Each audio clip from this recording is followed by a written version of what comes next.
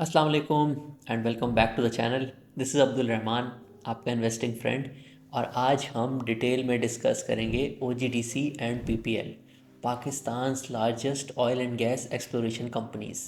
ये दोनों कंपनीज़ पाकिस्तान में जो locally oil and gas produce होता है उसका 50% से भी ज़्यादा प्रोड्यूस करते हैं।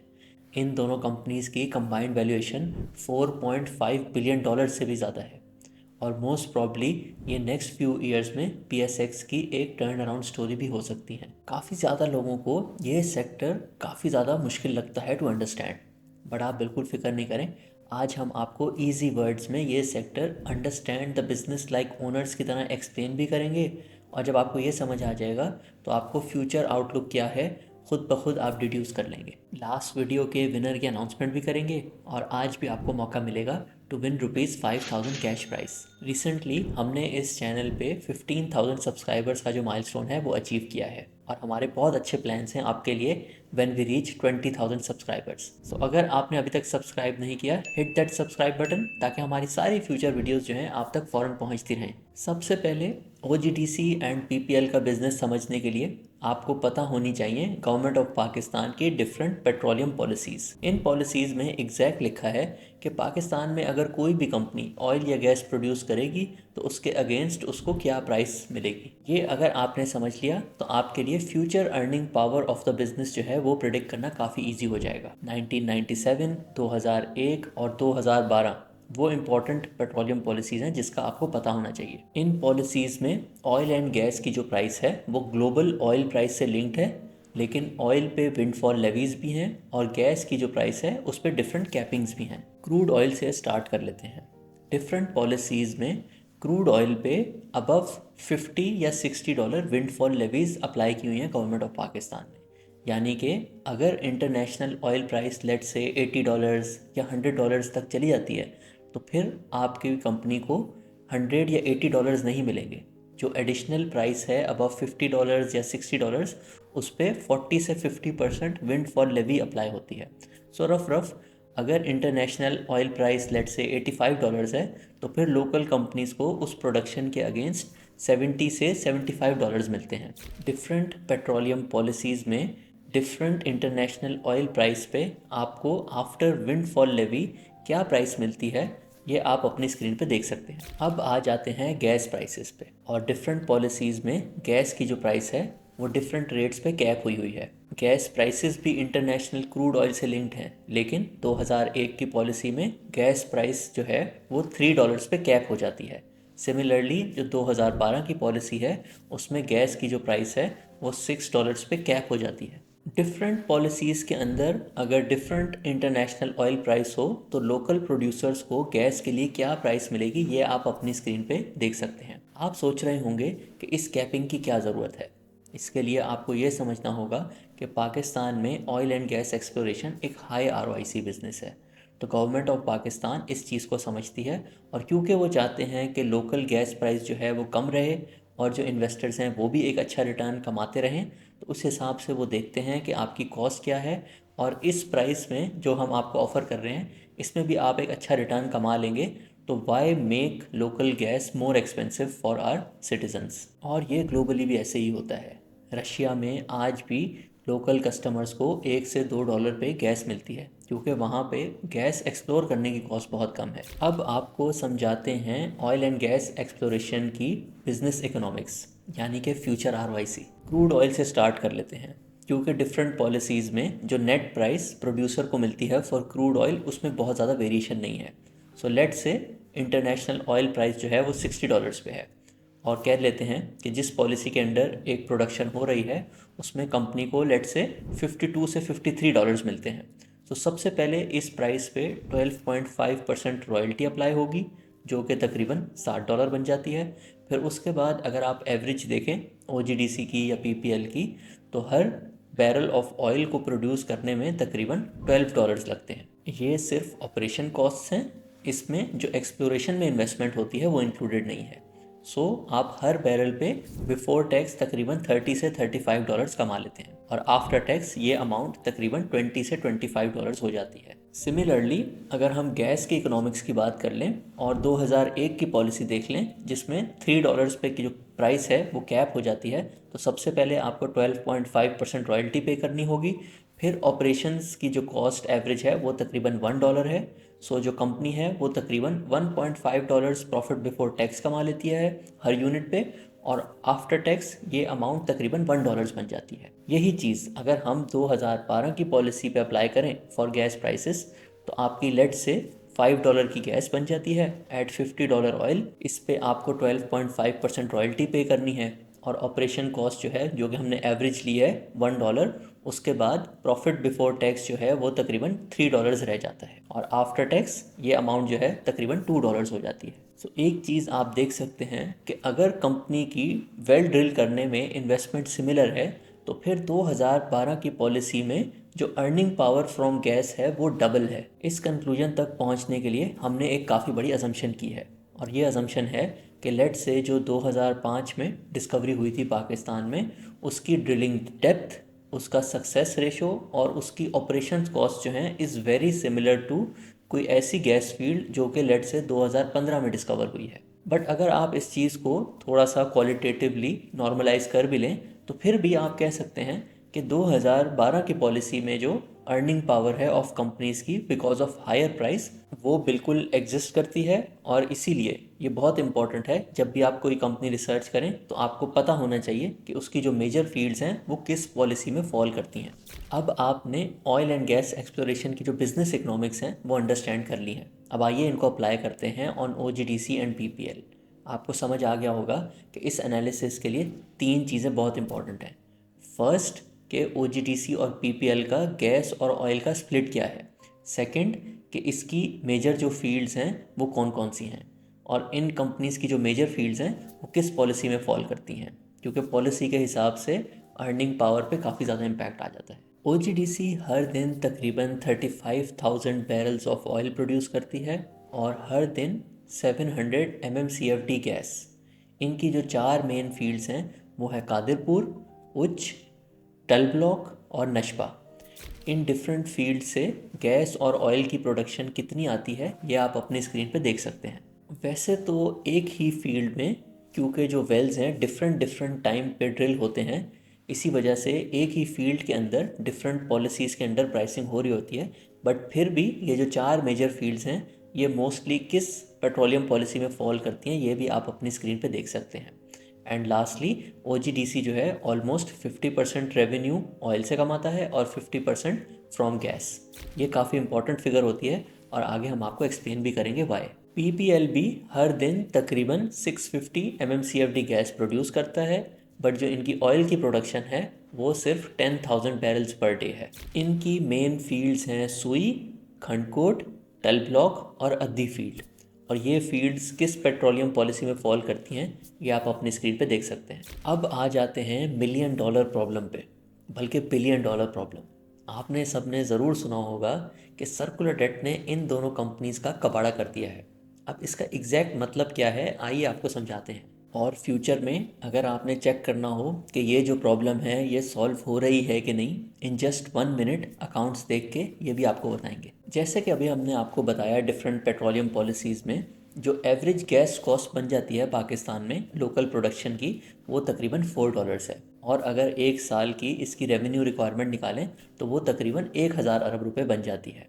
इसके साथ साथ पाकिस्तान LNG भी इंपोर्ट करता है जिसकी भी वैल्यू तकरीबन 1,000 अरब रुपये बन जाती है।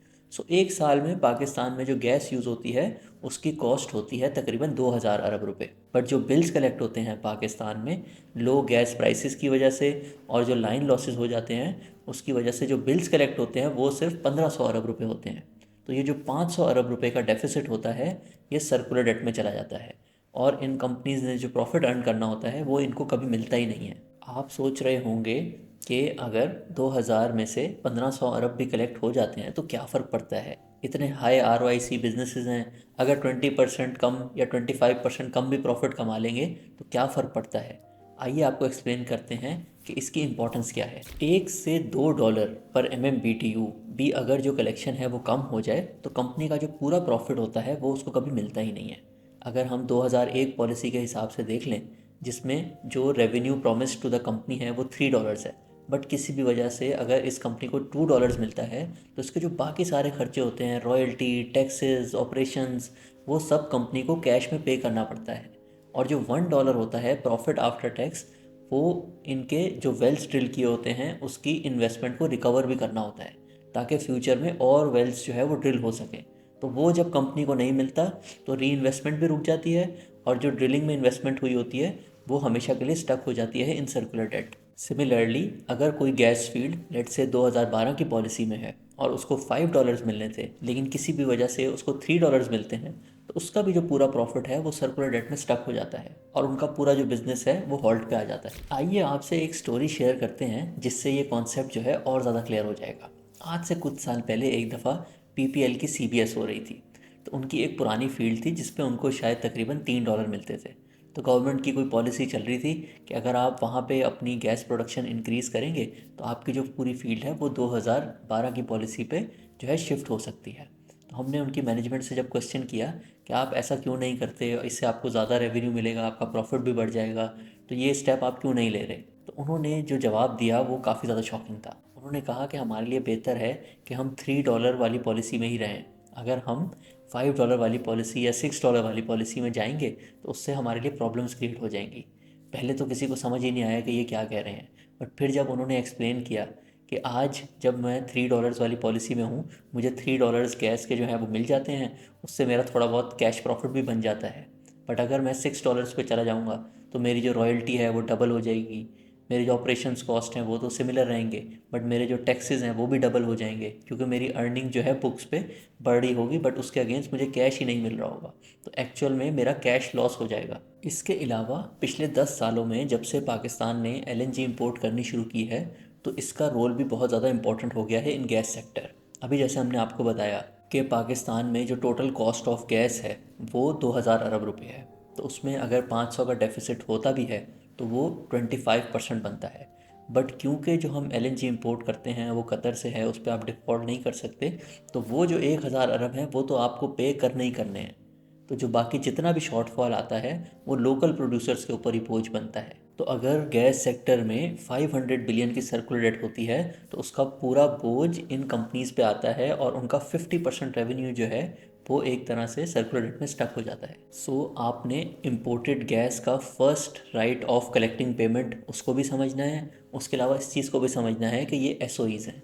एसओईज़ की जो मैनेजमेंट होती हैं वो गवर्नमेंट नहीं लगाई होती हैं। तो वो कोई प्राइवेट इन्वेस्टर्स नहीं होते कि अगर उनको टाइम पे पैसे नहीं मिल रहे तो वो जो है प्रोटेस्ट में गैस फील्ड्स की प्रोडक्शन बंद कर दें। ये जो सर्कुलर डेट के कॉन्सेप्ट्स हमने आपको एक्सप्लेन किए हैं, इसी को अगर पिछले 10 साल के नंबर्स पे रन करें तो पीपीएल ने पिछले 10 सालों में तकरीबन 500 बिलियन का प्रॉफिट आफ्टर टैक्स कमाया है। लेकिन इसी टाइम में इनके जो इंक्रीज़ इन ट्रेड डेट्स है वो भी 500 बिलियन है। यानी कि पिछले 10 सालों में इस कंपनी का जो कैश प्रॉफिट है वो ऑलमोस्ट ज़ीरो है। यही नंबर्स अगर आप ओजीडीसी के लिए चेक करें तो इनका प्रॉफिट जो है वो तकरीबन 1000 अरब रुपए है, और इनका इंक्रीज़ इन सर्कुलर डेट जो है वो तकरीबन 500 बिलियन रुपीज़ है। तो इनका भी जो 50% प्रॉफिट है वो सर्कुलर डेट में स्टक हो गया ओवर लास्ट 10 ईयर्स। अब इन दोनों कंपनीज़ में जो कैश प्रॉफिट्स की परसेंटेज है उसका फ़र्क इस चीज़ से भी आ सकता है कि ओजीडीसी जो है वो ज़्यादा ऑयल प्रोड्यूस करता है। आप खुद सोच सकते हैं कि ऑयल जो है वो रिफाइनरीज में जाता है और फिर एंड में पंप पे जो है बिक जाता है, तो उसमें कोई भी कैश फ्लो के प्रॉब्लम नहीं होते। बट गैस की प्राइस भी गवर्नमेंट डिसाइड करती है, उसमें एलएनजी भी आ जाती है, उसमें लाइन लॉसेस भी आ जाते हैं, तो उस वजह से वहाँ पे सर्कुलर डेट क्रिएट होने के चांसेस ज़्यादा होते हैं। सो इसीलिए हमने आपको शुरू में बताया था कि ये जो परसेंटेज होती है कि आप कितना परसेंटेज जो है गैस से अर्न कर रहे हैं और कितना ऑयल से अर्न कर रहे हैं, ये भी इंपॉर्टेंट होती है। गैस सेक्टर जो है उसमें सर्कुलर डेट के चांसेस काफ़ी ज़्यादा हैं। आइए अब आपको बताते हैं कि ये जो सर्कुलर डेट की प्रॉब्लम है इसको आप फाइनेंशियल स्टेटमेंट्स में 1 मिनट में कैसे देख सकते हैं। जो थोड़े से तेज़ इन्वेस्टर्स होंगे उन्होंने ऑलरेडी फिगर आउट कर लिया होगा कि अगर सर्कुलर डेट इंक्रीज़ हो रही होगी तो वो ट्रेड डेट्स में ज़रूर रिफ्लेक्ट होगी। सो सर्कुलर डेट फ्लो को मेजर करने के कोई कॉम्प्लेक्स तरीके भी हैं, बट जो सबसे आसान तरीका वो ये है, आपने देखना है कि कंपनी ने किसी भी 3 महीने में या 6 महीने में प्रॉफिट आफ्टर टैक्स कितना कमाया और उसी टाइम में जो ट्रेड डेट्स हैं वो कितने से इंक्रीज़ हुए। सो जैसे कि आप अपनी स्क्रीन पे देख सकते हैं कि OGDCL के 2023 में जो कैश प्रॉफिट्स हैं वो 50% से भी कम थे। 50% से ज़्यादा जो प्रॉफिट था वो सर्कुलर डेट में जा रहा था। But now things are changing. आपने खुद देखा होगा पिछले 10 सालों में कि आईएमएफ की एक कंडीशन होती थी कि बिजली की प्राइस ज़रूर बढ़ानी है, क्योंकि पावर सेक्टर की जो सर्कुलर डेट थी वो 1,000 अरब 2,000 अरब तक पहुंच गई थी। पिछले सालों में गैस की जो सर्कुलर डेट थी वो कोई 200 अरब 300 अरब तक होती थी।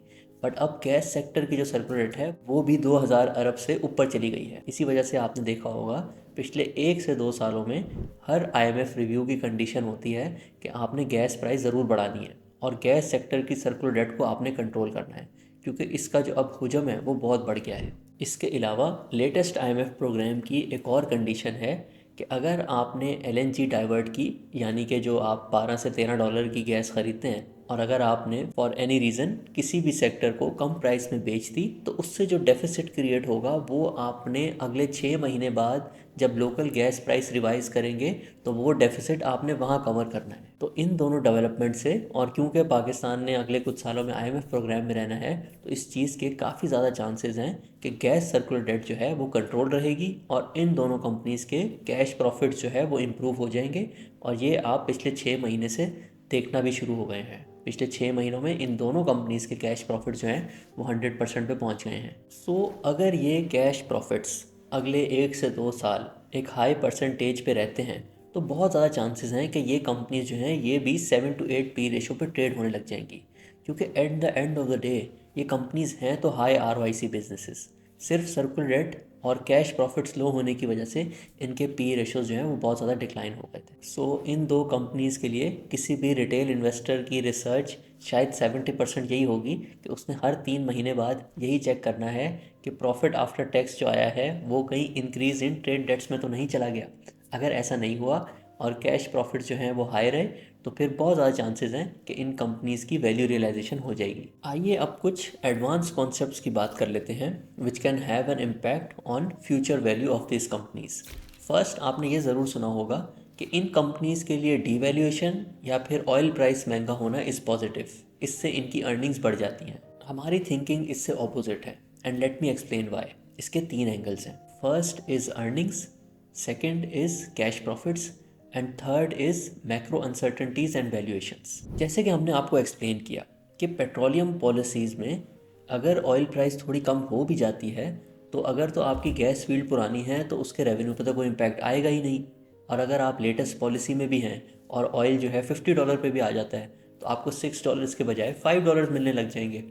सिमिलरली बियॉन्ड $50-60 ऑयल की भी जो प्राइस है उस पर विंडफॉल लेवीज़ हैं।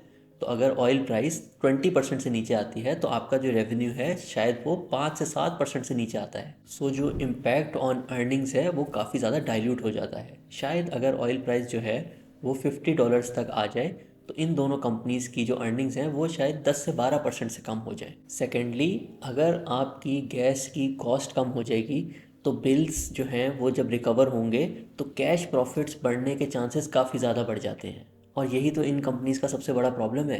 लेट से अगर ऑयल प्राइस कम हो गई तो जो लोकल गैस फील्ड्स हैं जिनकी कॉस्ट तकरीबन 1,000 अरब रुपए थी और एलएनजी जो है वो भी ऑयल प्राइस से लिंक्ड है, तो आपका जो ओवरऑल गैस सेक्टर की कॉस्ट थी वो 2,000 अरब से शायद 1,700-1,800 अरब रुपए पे आ जाएगी।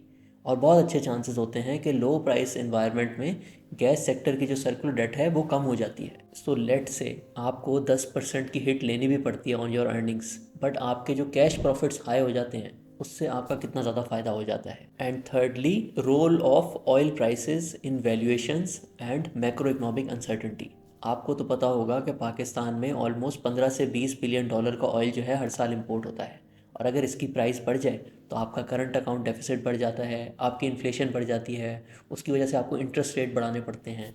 और जब ये इंटरेस्ट रेट बढ़ते हैं तो अगर स्टॉक मार्केट में लेट से 8 पी रेशो पे ट्रेड होना था, सो 3-4% इंटरेस्ट रेट बढ़ने की वजह से ये पी रेशो जो है शायद 6.5 पे आ जाए। सो इन 3 रीज़न्स की वजह से हम ये सोचते हैं कि अगर ऑयल प्राइस $50 तक भी आ जाती है तो ये इन कंपनीज़ के लिए कोई इतना बड़ा नेगेटिव नहीं होगा। हाँ, 8 से 10% आपकी अर्निंग्स कम हो जाएंगी लेकिन कैश प्रॉफिट्स आपके अच्छे हो जाएंगे और शायद आपको एक हायर पी रेशो मिलना शुरू हो जाए, जो कि माइनॉरिटी शेयर होल्डर्स के लिए ज़्यादा इंपॉर्टेंट होता है। सेकेंडली, आजकल बहुत ज़्यादा लोग ये सोच रहे हैं कि जैसे माड़ी पेट्रोलियम के रिज़ल्ट में रॉयल्टी जो है वो एकदम से इंक्रीज़ हो गई है तो इन कंपनीज़ में भी फ्यूचर में ऐसा हो सकता है, बट ऐसा बिल्कुल नहीं है। ये जो रॉयल्टी इंक्रीज़ है ये कोई सरप्राइज़ नहीं है।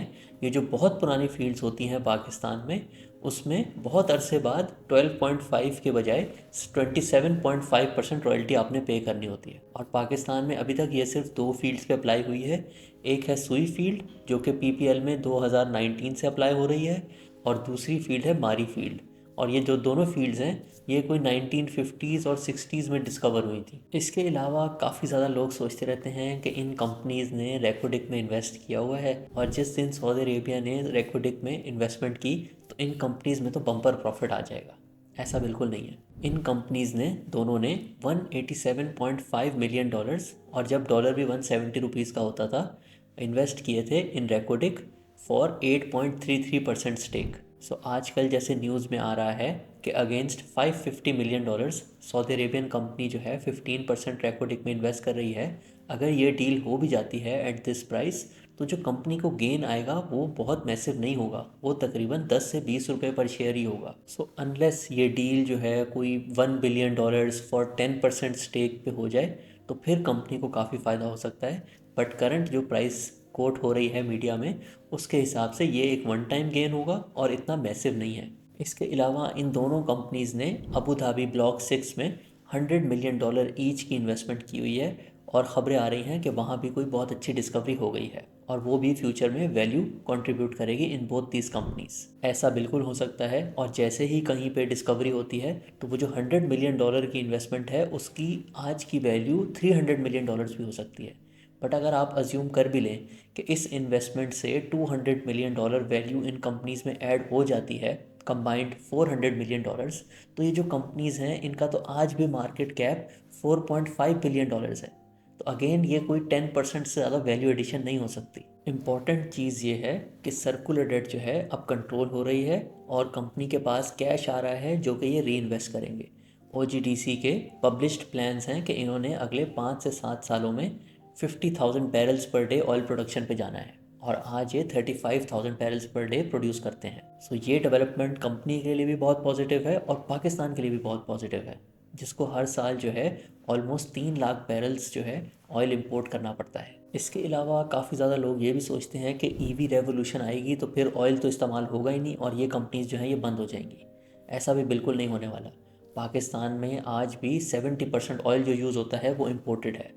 तो अगर आपकी डिमांड थोड़ी सी कम हो भी जाएगी तो इन कंपनीज़ की जो प्रोडक्शन है वो एज इट इज़ चलती रहेगी। हाँ, ये हो सकता है कि ईवी रेवोल्यूशन की वजह से ग्लोबली ऑयल की जो प्राइस है वो कम हो जाए, और उससे थोड़ा सा इन कंपनीज़ पे अर्निंग्स डिक्लाइन हो सकता है, बट वो भी अगर ग्लोबल ऑयल प्राइस कम हो। ऑयल प्रोडक्शन साइड पे ईवीज़ की तरफ से कोई भी रिस्क नहीं है।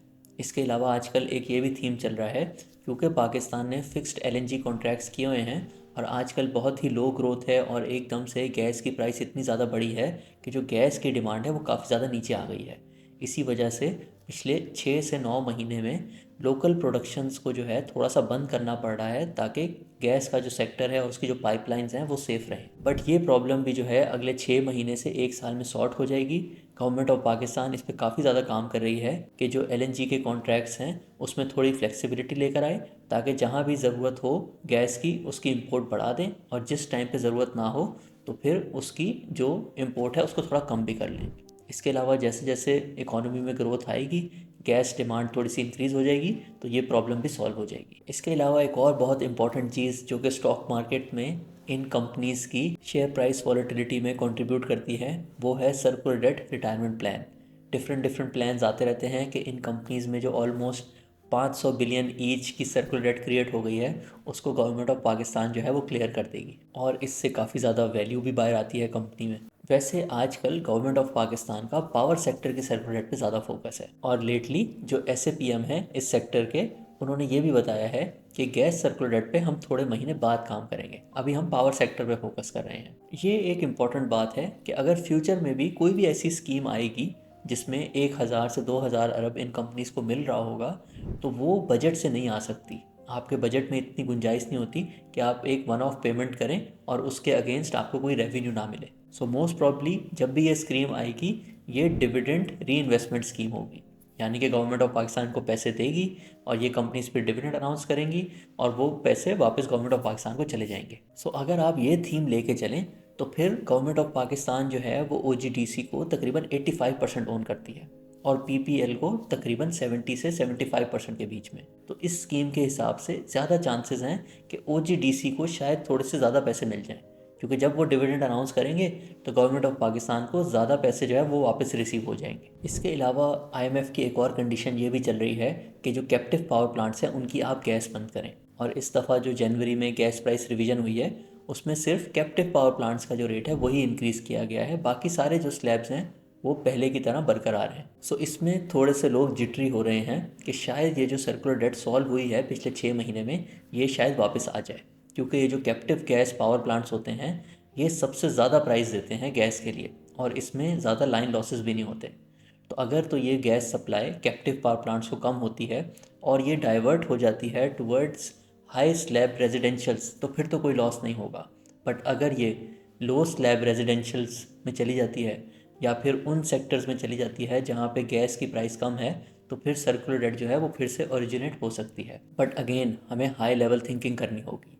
अगर ये प्रॉब्लम ओरिजिनेट होता भी है तो वो 6 महीने में सॉल्व होने के काफ़ी ज़्यादा चांसेस हैं, क्योंकि नेक्स्ट रिव्यू में IMF ने गैस सर्कुलर डेट पे तो कड़ी निगाह रखी हुई है। सो ये कुछ फैक्टर्स हैं which can further add value in OGDC PPL। To conclude, सबसे इंपॉर्टेंट चीज़ है कैश प्रॉफिट्स। अगर तो कैश प्रॉफिट्स हैं तो वैल्यू रियलाइजेशन होने के काफ़ी ज़्यादा चांसेस हैं। कैश प्रॉफिट्स के साथ साथ अगर ये जो सारे फैक्टर्स हमने आपको एक्सप्लेन किए हैं ये भी पॉजिटिव कंट्रीब्यूशन जो है वो दे दें तो इन कंपनीज़ को और ज़्यादा फ़ायदा हो सकता है। लेकिन अगर कैश प्रॉफिट्स वाला प्रॉब्लम जो है वो सॉल्व नहीं हुआ तो फिर ये जो सारी डेवलपमेंट्स हैं वो इतनी ज़्यादा वैल्यू एडिशन नहीं कर पाएंगी। सो आज हमने आपको OGDC PPL डिटेल में एक्सप्लेन किया, both from a point of view of business owner as well as from a point of view of minority shareholder।